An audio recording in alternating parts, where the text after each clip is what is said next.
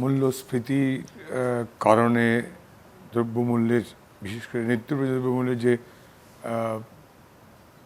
ক্রয় ক্ষমতা মানুষের, এটি সত্য যে নিম্নবিত্ত মানুষের কষ্ট হচ্ছে, এটি আমরা অস্বীকার করি না। আমরা স্বীকার করি এবং এর কারণ কি তাও আমরা বলি।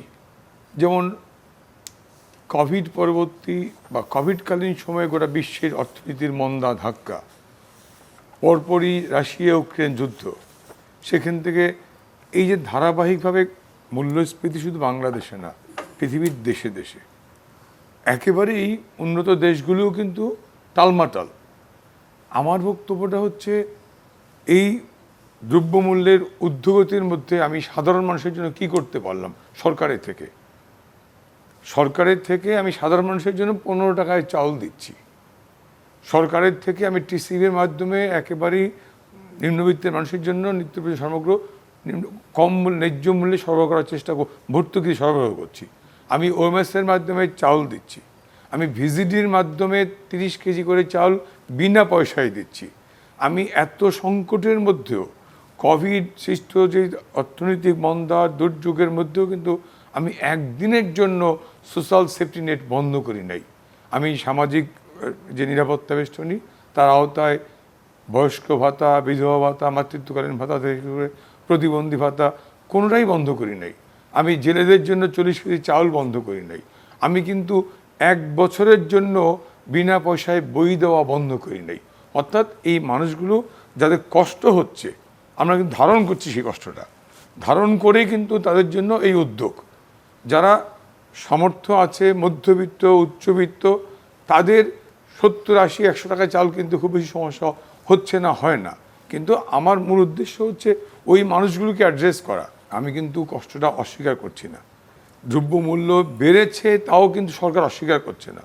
এইটাকে অ্যাড্রেস করার জন্য কীভাবে সহনীয় পর্যায়ে রাখা যায়, আপনি নিজেও জানেন। এই যে জ্বালানি তেল থেকে শুরু করে প্রতিটা ক্ষেত্রে সরকারকে কি পরিমাণ ভর্তুকি দিতে হয়। সরকারকে ভর্তুকি দিয়েই কিন্তু জ্বালানিটা সরবরাহ অব্যাহত রাখতে হচ্ছে। যেটি বলছি যে নিম্ন মধ্যবিত্ত বলতে এই ঢাকার মধ্যবিত্ত আর বরিশালের মধ্যবিত্ত এক না। মধ্যবিত্ত বলতে গুলশান বরণের মধ্যবিত্ত বা গুলশান বরণের উচ্চবিত্ত। ঢাকার মধ্যবিত্ত আর বরিশালের মধ্যবিত্ত এক না। আমি বলছি বরিশালের মধ্যবিত্তের কথা। কষ্টটা হচ্ছে, আমরা সেই মানুষগুলোর কাছে সহজে স্বল্প মূল্যে, ন্যায্য মূল্যে পণ্য পৌঁছানোর চেষ্টা করছি। সোশ্যাল সেফটি নেটের মাধ্যমে তাদেরকে আমরা কন্ট্রিবিউট করার চেষ্টা করছি। সাপ্লাই চেনটা আমরা অব্যাহত রেখেছি। 40 কেজি করে একটা জেলেদেরকে চাল প্রতি 4 মাস 5 মাস দেওয়া, অথবা 15 টাকা করে চাল, বাজারের চালের দাম 40 টাকা, 50 টাকা, 60 টাকা, 15 টাকা করে চাল কিন্তু দেওয়া হচ্ছে। খাদ্য বান্ধব আমি বলছি।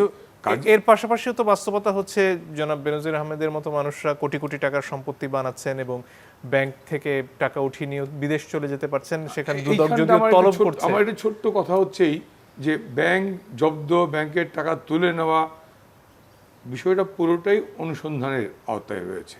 দুদক, আমার সব কিন্তু পত্রিকায় বা মিডিয়ায় আসা।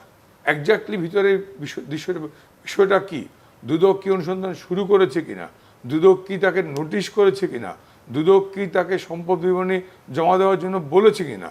যে দুদকটাই ধরি, এখানে তো মামলাই হয়ে গেছে, সম্পত্তি ক্রোক হয়েছে, সব মানে তদন্ত না করলে সেটা কিভাবে হবে? সম্পত্তি মামলা ক্রোক হচ্ছে অনুসন্ধানের পর্যায়ে। এখন অনুসন্ধানের পর্যায়ে আমরা শুনছি ব্যাংক জব্দ, অ্যাকাউন্ট জব্দ, টাকা তো, বাট অ্যাকাউন্টে টাকা ছিল কত আমরা শুনছি টাকা তুলে নিয়ে গেছেন।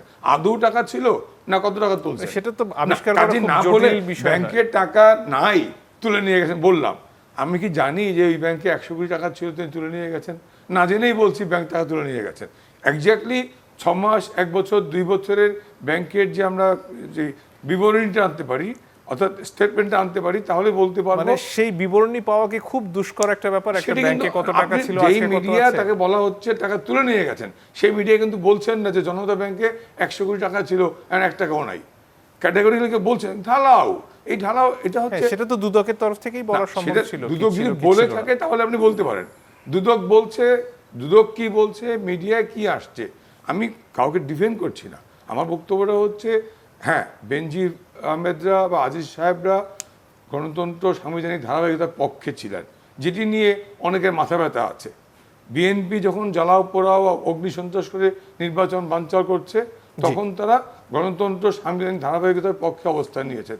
এটি হয়তো তাদের অপরাধ হতে পারে, আমি তাদেরকে কিন্তু ওই জায়গা পর্যন্ত ডিফেন্ড করব, বাট দুর্নীতি যদি কেউ করে থাকে সেই জায়গায় আমি ডিফেন্ড করতে আসিনি। ধন্যবাদ। কিন্তু আমি বলতে চাচ্ছি যে আদৌ ঢালাও না বলে কোনো ব্যাংকের টাকা ছিল কিনা বলা প্রয়োজন, সেটা ক্লিয়ার হওয়া দরকার।